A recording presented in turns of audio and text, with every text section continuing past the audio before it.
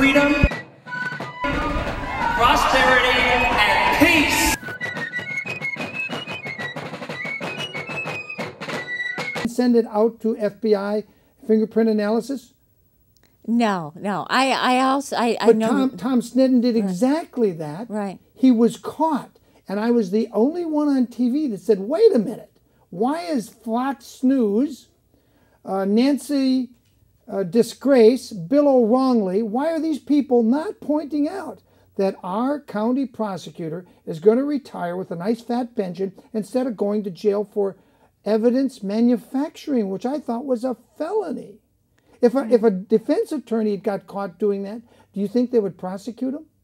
Well, it sounds likely. I really don't know, but You didn't see that I don't case. know anything about the But Michael just Jackson if my case. statement is true, and I swear it is, they proved, because the grand jury, one of the grand jurors said, wait a minute, shouldn't he be wearing gloves?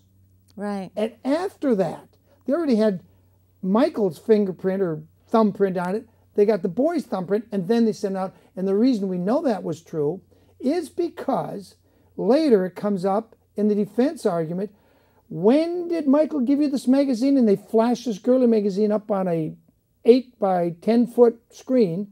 And the boy says, yeah, it was in December or January. Oh, excuse me, are you sure? And when did you last leave Neverland? About February. Would you look at the date of publication of that magazine? The magazine hadn't been published till 6 months after that. So since it hadn't been published, the only place the boy could have got his fingerprints on was at the grand jury. Well, one of them had the smarts to speak up and say, shouldn't he be wearing gloves? Do you think we have some kind of deal going on with Scooter Libby like that, where they stopped the investigators, and Libby said, I'll take the bullet, I'll take the fall, and Bush is sitting there saying, don't worry about it, I'm going to pardon you before I go out? Well, I don't see really any parallels between the Michael Jackson case and the Scooter Libby case, to tell you the truth. But I think that you're absolutely right that we definitely have a lot of spin about the case.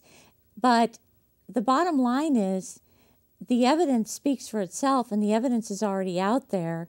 And the conviction also speaks for itself. So there's really a limited gain from trying to spin a conviction, because how far can you go? The jury has already found the man guilty. And in fact, when you look at the evidence, which I have evaluated and written about in a number of different pieces, it's very clear not only that Scooter Libby lied, but that there really was a very concerted operation spearheaded by the vice president's office to go after Joseph Wilson. So try as they might, the spinmeisters might be trying to ward off an investigation, but I think Patrick Fitzgerald has shown that he's really not that easy to deter. He's the special prosecutor. So they can try to influence the public, but it's not really the public that gets to decide in jury cases.